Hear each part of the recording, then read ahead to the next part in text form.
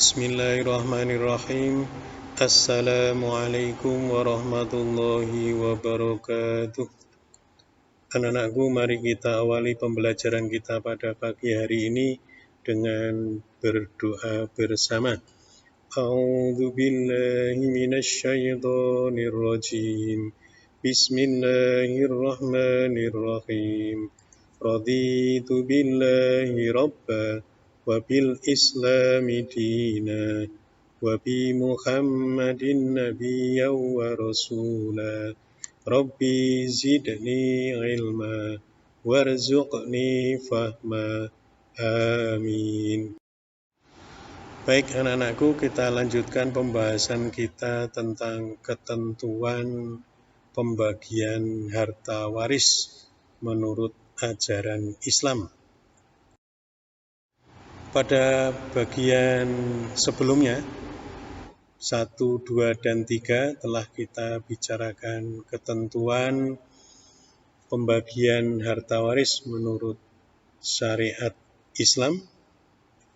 Maka pada bagian yang keempat atau yang terakhir ini adalah cara penghitungan harta waris dan juga hukum waris dalam undang-undang yang berlaku di Indonesia, yaitu Undang-Undang Nomor 7 tahun 1989.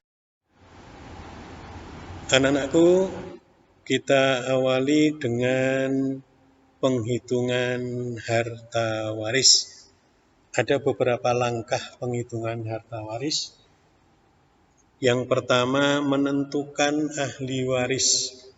Apakah dia berjenis laki-laki atau perempuan? Kalau ini sangat mudah. Yang kedua, menentukan ahli waris.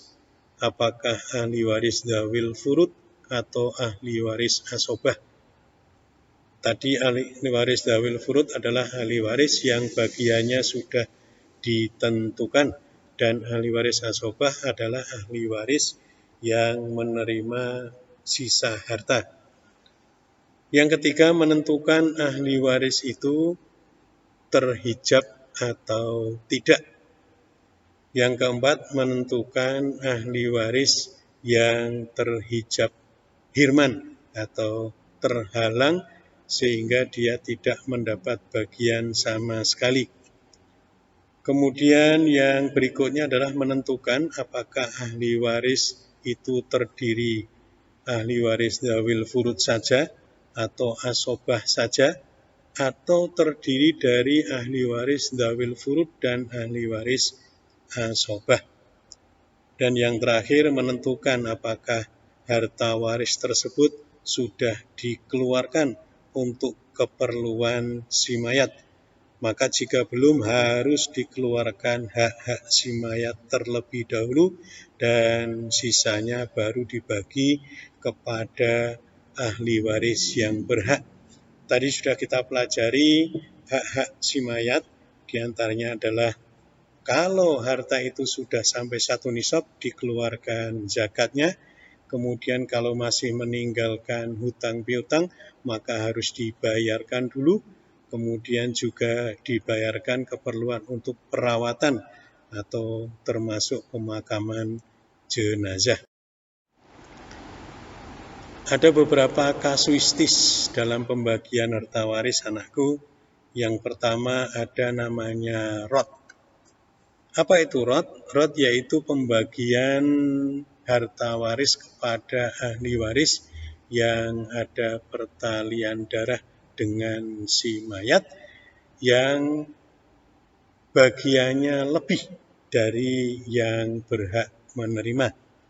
Kemudian ada aul, yaitu apabila jumlah bagian dzawil furud melebihi jumlah pokok masalah.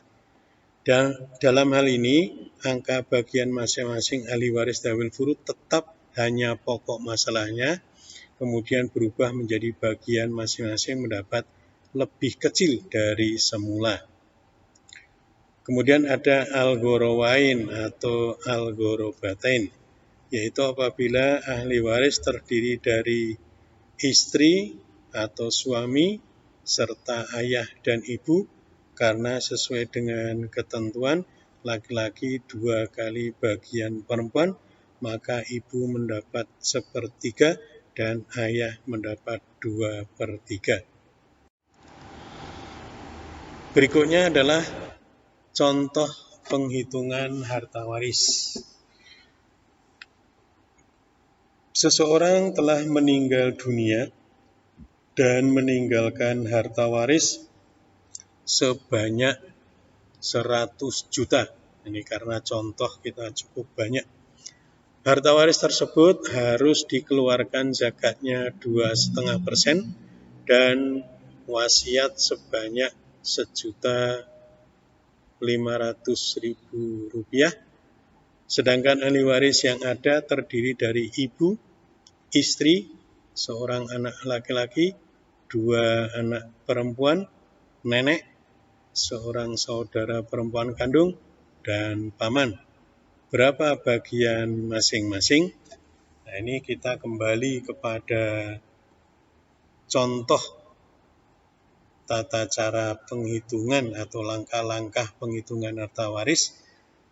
Kalau belum dikeluarkan hak si mayat harus dikeluarkan dulu, baru sisanya dibagi kepada ahli waris yang berhak.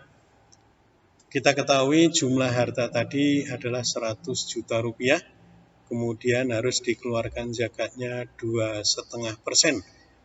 Dari 100 juta rupiah itu adalah 2.500.000, kemudian dikeluarkan juga wasiat si mayat, yaitu 1.500.000 rupiah. Jadi dalam hal ini yang menjadi hak si mayat adalah 4 juta rupiah.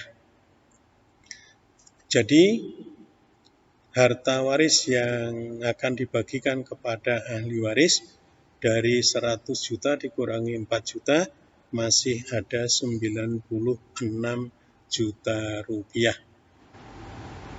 Diketahui tadi bahwa ahli waris yang ada itu ada ibu, ada istri, kemudian ada nenek, ada saudara perempuan kandung, ada paman, ada seorang anak laki-laki, 2 anak perempuan. Nah, itu harus kita kembali ke langkah-langkah penghitungan harta waris tadi, ditentukan ahli waris yang terhijab, apakah terhijab hirman atau terhijab nukson, kemudian ahli waris yang asobah atau mendapat sisa harta. Dalam hal ini, ahli waris yang termasuk zawil furud atau bagiannya sudah ditentukan. Yang pertama adalah ibu. Dia mendapat 1/6 karena yang meninggal itu meninggalkan anak. Maka dia mendapat bagian 1/6 dikalikan 96 juta, ada 16 juta rupiah. Kemudian istri, karena yang meninggal itu meninggalkan anak, maka bagian istri adalah 1/8 dikalikan 96 juta, mendapat 12 juta rupiah. Itu ahli waris yang dzawil furud, berarti dari 96 juta itu dikurangi 28 juta rupiah. Sedangkan ahli waris yang terhijab adalah nenek. Dia terhalang penuh oleh ibu. Kemudian saudara perempuan kandung terhalang penuh oleh anak. Kemudian paman terhalang penuh oleh anak. Jadi nenek, saudara perempuan, dan paman tidak mendapat bagian harta waris sama sekali. Kemudian yang ketiga adalah ahli waris yang mendapat asobah atau sisa harta. Jadi tadi hartanya 96 juta dikurangi 28 juta yang zawil furud, maka sisa hartanya adalah 68 juta rupiah. Sedangkan ketentuan lain bahwa anak laki-laki 2 kali bagian anak perempuan. Maka tadi yang menjadi ahli waris asobah adalah seorang anak laki-laki dan 2 orang anak perempuan. Berarti dibagi berapa? Dibagi 4.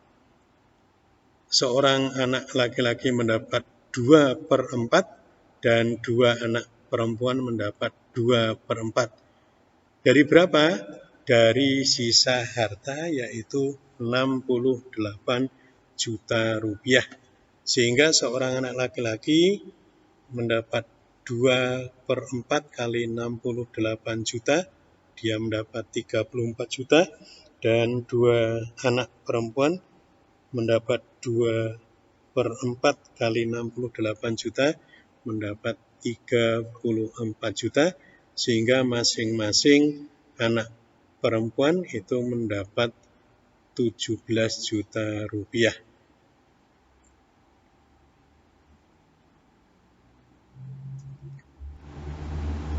Kemudian contoh berikut adalah contoh penghitungan yang rot atau yang harta warisnya lebih setelah dibagi kepada ahli waris. Contohnya adalah seseorang meninggal dunia meninggalkan harta waris sebidang tanah yang belum jelas ukurannya, namun harta tersebut tinggal membagikan kepada ahli waris, artinya sudah dikeluarkan hak-hak si mayat. Ahli waris yang ada adalah ibu, istri, dan 2 anak perempuan. Berapa bagian masing-masing? Nah, ini diketahui bahwa ahli warisnya adalah istri, ibu, dan 2 anak perempuan. Dari ketentuan zawil furud bahwa ibu itu mendapat 1/6 dari harta waris, sedangkan istri mendapat 1/8 dari harta waris, dan 2 anak perempuan mendapat bagian 2/3 dari harta waris. Untuk memudahkan penghitungan, hendaknya dicarikan KPK-nya atau kelipatan persekutuan terkecil, yaitu bilangan yang dapat dibagi 8, 6, dan 3. Jadi KPK asal masalah adalah 24, maka bagiannya adalah istri bagiannya 1/8 kali 24, berarti 3 bagian. Ibu bagiannya 1/6 kali 24, berarti 4 bagian. Sedangkan 2 orang anak perempuan adalah 2/3 kali 24, berarti 16 bagian. Setelah dijumlahkan itu berjumlah 23 bagian. Dengan demikian, sisa bagian harta waris ada 1/24 bagian.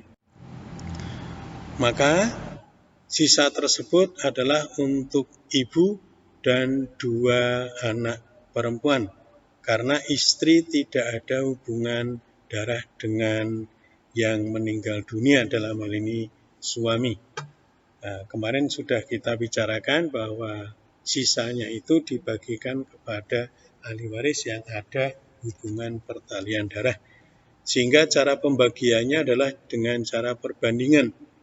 Ibu berbanding 2 anak perempuan, berarti tadi ibu mendapat 4, sedangkan 2 anak perempuan mendapat 16, berarti perbandingannya adalah 1/4. Jadi bagian ibu dari sisa adalah 1/5 kali 1/24 sama dengan 1/120 dari harta waris. Kemudian bagian 2 anak perempuan adalah 4/5 kali 1/24, berarti berjumlah 4 kali 120 dari harta waris.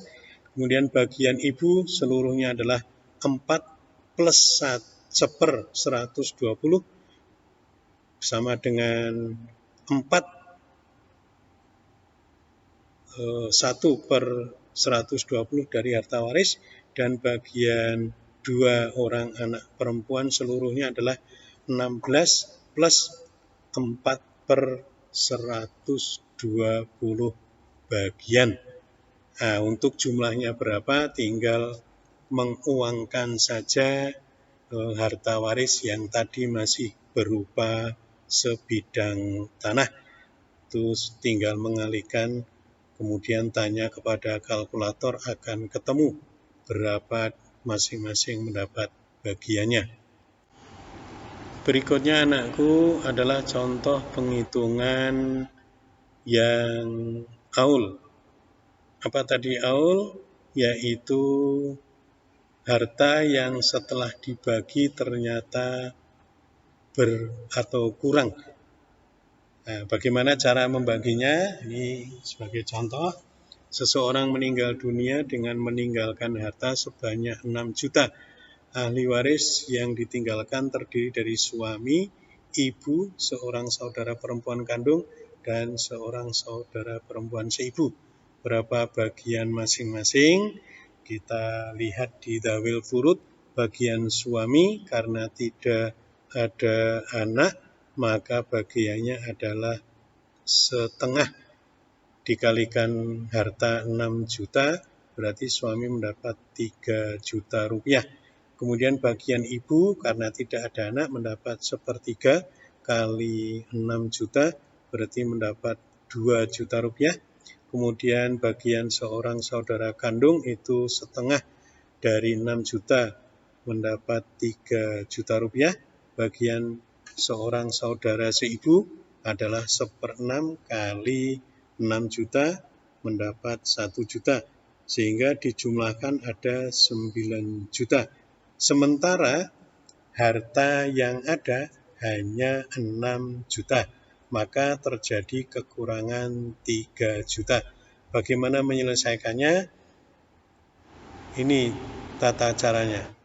Ketentuan setelah menjadi aul adalah pokok masalah semula adalah 6. Sehingga suami mendapat setengah kali 6, ibu 1/3 kali 6, saudara perempuan kandung setengah kali 6, seorang saudara perempuan seibu 1/6 kali 6. Nah, pokok masalah setelah diaulkan akan menjadi 9. Jadi bagian masing-masing menjadi suami mendapat 3/9 kali 6 juta. Berarti 2 juta. Ibu mendapat 2/9 kali 6 juta. Berarti mendapat 1.333.000 sekian. Kemudian saudara perempuan kandung 3/9 kali 6 juta, 2 juta. Dan seorang saudara perempuan seibu mendapat 1/9 kali 6 juta, mendapat 666.000 sekian. Sehingga jika dijumlahkan akan genap menjadi 6 juta rupiah. Anak-anakku, berikutnya yang kita bahas adalah hikmah mawaris. Yang pertama, mendahulukan hak si mayat daripada hak yang masih hidup. Islam sangat memperhatikan nasib ahli waris yang ditinggalkan. Untuk si mayat, jika berwasiat hanya diperbolehkan tidak lebih dari 1/3 harta. Kemudian mendahulukan ahli waris yang lemah atau Dzawil Furud, namun tidak boleh melebihi ketentuannya.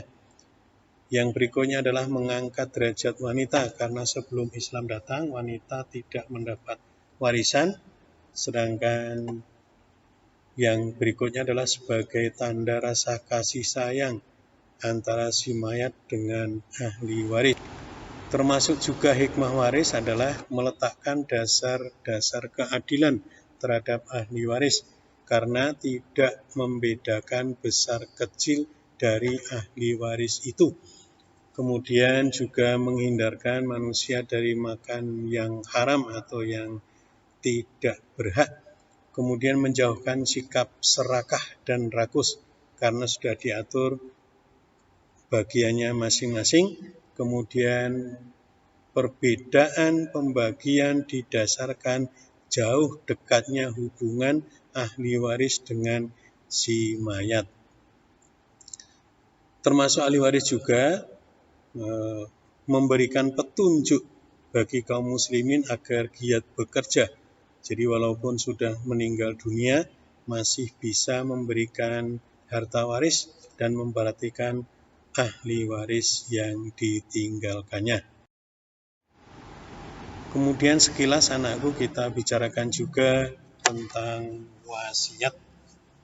Disebutkan dalam surah Al-Baqarah ayat 180 agar kita menunaikan wasiat, di mana dari cara dan objek wasiat, maka hukum berwasiat itu pertama wajib, yaitu untuk hal-hal yang berhubungan dengan hak Allah seperti zakat, fidyah, puasa, dan sebagainya yang harus dibayarkan, termasuk utang piutang. Kemudian menjadi sunnah, yaitu wasiat disunahkan untuk selain kerabat dengan tujuan mengharap ridho Allah Subhanahu wa Ta'ala.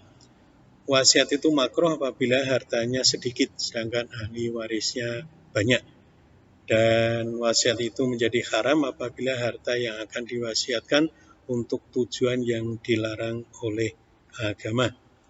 Adapun rukun wasiat, pertama adanya orang yang berwasiat, kemudian adanya orang yang menerima wasiat, yang ketiga ada harta yang diwasiatkan, dan yang keempat ada sigot atau ijab qabul wasiat. Wasiat itu sendiri anakku, pesan-pesan kebaikan yang harus dilaksanakan. Kemudian syarat wasiat itu dilaksanakan dalam keadaan sadar, berisikan tentang kebaikan, tidak lebih dari 1/3 jumlah harta, dan tidak boleh diwasiatkan kepada ahli waris yang sudah berhak mewarisi hartanya. Syarat orang yang berwasiat itu balik, berakal sehat, dan kehendaknya sendiri tanpa ada unsur paksaan. Syarat penerima wasiat, bahwa penerima wasiat benar-benar ada, bukan pembunuh pewasiat dan bukan termasuk ahli waris. Kemudian syarat harta yang diwasiatkan, pertama tidak melebihi 1/3 harta, yang kedua hartanya dapat dipindahkan, yang ketiga hartanya bermanfaat dan ada ketika diwasiatkan, yang keempat hartanya dipergunakan dalam hal-hal yang baik, bukan dalam hal-hal yang buruk atau dilarang oleh agama. Sedangkan syarat sigot wasiat atau ijab qabul wasiat, kalimatnya jelas dan dapat dipahami. Penerima wasiat dilakukan setelah orang yang berwasiat meninggal dunia. Sedikit anak-anakku tentang warisan menurut undang-undang di Indonesia, yaitu adanya kompilasi hukum Islam, yaitu Keputusan Menteri Agama Republik Indonesia nomor 154 tahun 1991. Ada 3 buku, yang pertama tentang perkawinan, yang kedua kewarisan, dan yang ketiga tentang perwakafan. Dalam buku 2 hukum kewarisan ada 5 bab, 43 pasal, dari mulai pasal 171 sampai pasal 214. Sedangkan ketentuan kewarisan menurut undang-undang maupun kompilasi hukum Islam tidak ada yang bertentangan dengan ketentuan syariat Islam. Anak-anakku, itu pembahasan kita tentang hukum mawaris atau pembagian harta waris. Anak-anakku baca berulang-ulang untuk mendapatkan kepahaman dan dapat mempraktekkan dalam kehidupan sehari-hari di masyarakat. Mari kita akhiri pembahasan hukum kewarisan ini dengan doa kafaratul majlis. Subhanakallahumma rabbana wa bihamdika asyhadu an la ilaha illa anta astaghfiruka wa atubu ilaik. Walhamdulillahirabbil alamin. Wassalamualaikum warahmatullahi wabarakatuh.